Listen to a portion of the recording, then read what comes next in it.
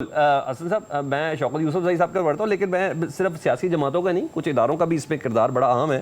جیسے election commission آج تسلیم کریں 82 سیٹوں کے ساتھ، جو سنی علماء کونسل ہے وہ باقاعدہ طور پر ایک پارلیمانی جماعت کی، لیکن اس وقت نہیں کیا جب مخصوص نشستوں کا معاملہ تھا. کچھ اداؤں پر غور کرنے کی ضرورت ہے اداروں کو بھی. شوکت یوسف زئی صاحب، جب خبر اس طرح کی چل رہی ہے، رانا ثناء اللہ صاحب کہہ رہے ہوں کہ نواز شریف بانی پی ٹی آئی کے ساتھ مذاکرات کے لیے تیار ہیں، آج سینٹ میں ہم نے عرفان صدیقی صاحب سے بھی متعلق بھی سنا کہ حکمران جماعت مفاہمت کرنا چاہتی ہے. آپ لوگ راضی ہوں گے؟ بانی پی ٹی آئی راضی ہوگے؟ مجھے تو یہ سٹیپ زیادہ اچھا لگا. دیکھیں میرے خیال سے ایک تو جو انوائرمنٹ ہوتی ہے نا، وہ بڑا کردار ادا کرتی ہے. ماحول اس وقت یہ ہے کہ جتنا کرش کیا جائے پی ٹی آئی کو، اتنا آپ دیکھ رہے ہیں کہ وہ ہو رہا ہے. سارے لوگ جیلوں میں ہیں، لیڈرشپ جیل میں ہے، ورکر جیلوں میں ہے، اور مقدمات درج ہو رہے ہیں، کوئی اس میں کمی نہیں آئی ہے. اچکزئی صاحب کا آپ نے ذکر کیا، تو یہ ساری وہ چیزیں ہیں کہ آپ ماحول تو نہیں دے رہے ہیں نا، اور نہ آپ کی نیت ہے. یہ تو آپ صرف جو ہے نا باتیں کر رہے ہیں عوام کے لیے، پولیٹیکل ایشوز ہیں، اور اپنے آپ کو یہ ثابت کرنے کے لیے کہ ہم تو جمہوری لوگ ہیں اور ہم جمہوری پروسیس.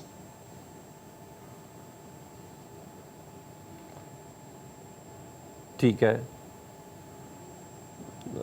میرا خیال ہے شوکت یوسف زئی صاحب کا بھی نیٹ کا ایشو ہے، شاید موسم اتنا زبردست ہوا ہے تو آواز نہیں پہنچ پا رہی. شوکت بھائی آپ کی آواز صحیح نہیں پہنچ پا رہی. ابھی ٹھیک ہے؟ جی بالکل ٹھیک ہے، جی بالکل ٹھیک ہے، پلیز. دیکھیں میں یہ کہہ رہا ہوں کہ جب تک آپ انوائرمنٹ ٹھیک نہیں کریں گے، ماحول کو ٹھیک نہیں کریں گے مذاکرات کے لیے، تو اس طرح مذاکرات نہیں ہو سکتے. پولیٹیکل لوگوں کے بیچ میں مذاکرات ہوتے ہیں، لیکن اگر آپ ایک پارٹی کو دیوار سے لگائیں گے، اس کے لیڈر کو جیل میں بند کریں گے اور پریشر ڈال کے آپ کہیں کہ جی مذاکرات کریں، تو پریشر میں تو وہ نہیں آ رہا ہے. مگر بقول شہریار آفریدی ان قریب اسٹیبلشمنٹ سے مذاکرات بھی ہوں گے.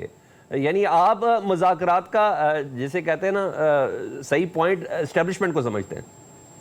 نہیں دیکھیں، جب تک آپ مقدمات ختم نہیں کریں گے جو جعلی مقدمات ہیں، جب تک عمران خان رہا نہیں ہوتا، ان کے ساتھ جو ورکر بے گناہ جیل ہیں ان کو رہا نہیں کیا جاتا، تو اس وقت تک تو مذاکرات کا فائدہ نہیں ہے نا. کیا آپ صرف یہ دیکھیں نا، ہم سے مینڈیٹ چھینا گیا، ہمارے ساتھ پری پول دھاندلی ہو گئی، ہمارے ورکر جیلوں میں ہیں، اور ہم کہیں کہ جی آئے مذاکرات کریں. تو یا تو دیکھیں نا، یا تو کوئی خوف ہو، تو وہ خوف تو ہے نہیں، نہ کسی پی ٹی آئی کے ورکر میں یہ خوف نہیں ہے.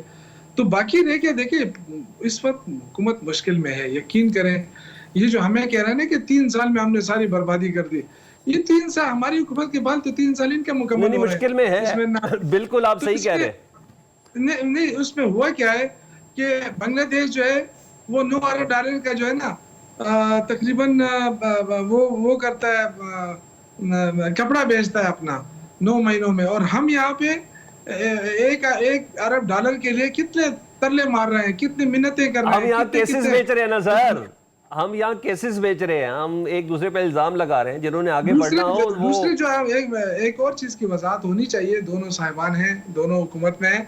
یہ جو امریکہ کو اڈے دینے والی باتیں ہو رہی ہیں، جی جی دیکھیں یہ خوفناک باتیں ہیں. اس وقت دیکھیں ہم ابھی حال ہی میں ایران کے صدر یہاں سے ہو کر گئے ہیں، اور ان کے 1 دن 2 دن بعد جب وہ معاہدے سارے ہمیں دکھاتے رہے کہ جی معاہدے ہوئے ہیں، اس کے 2 دن بعد جو ہے نا اس طرح کی باتیں آنا، یہ میرے خیال سے اچھی بات نہیں ہے پاکستان کے لیے. میں کسی پارٹی پہ الزام نہیں لگا رہا ہوں. تو ابھی تک تو یہ